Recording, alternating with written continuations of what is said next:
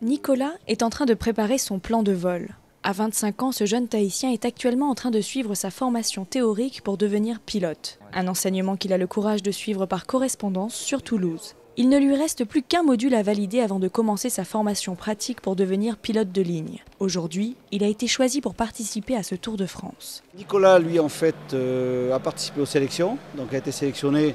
C'est quand même déjà un très bon résultat puisque à l'origine, on a environ 120 candidats pour terminer à 40. Après une sélection sévère qui est une sélection à la fois pratique et théorique. Le Tour aérien des jeunes pilotes, un événement organisé tous les 2 ans par la Fédération française aéronautique. 2 semaines où les 44 jeunes sélectionnés vont faire le Tour de France en 6 étapes, en alternant épreuves et temps de vol. Cette année, c'est exceptionnel, 2 Tahitiens font partie de ce Tour aérien. Je crois que le premier à avoir fait le Tour, c'était il y a 7 ans. Donc on doit être les suivants vraiment derrière, donc c'est super. Au moment de la remise des prix, Nicolas Lee reçoit le prix de l'amitié. Le prix de l'amitié. Nicolas Lee. Un prix de consolation.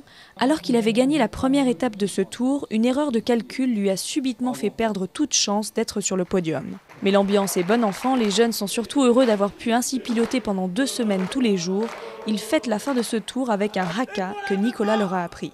L'apprentissage du pilotage, un enseignement très onéreux qui demande entre 6 et 12 millions de francs pacifiques.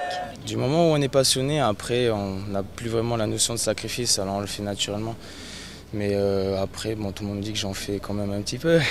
Mais bon, ça passe. On va dire que ça va, c'est pas des gros sacrifices. Mais ouais, c'est vrai qu'il en faut en faire un petit peu quand même. Nicolas va continuer ses études sur Toulouse et espère commencer prochainement sa formation pratique de pilotage. Quant à François, il rentre à la fin du mois d'août sur Tahiti pour reprendre ses cours à l'aéroclub de Fa'a. Tous 2 passionnés d'aviation depuis leur plus jeune âge, ils sont pour l'instant les ambassadeurs de la Polynésie en France, avant de devenir, un jour, ceux qui nous feront peut-être voyager depuis notre Fénois.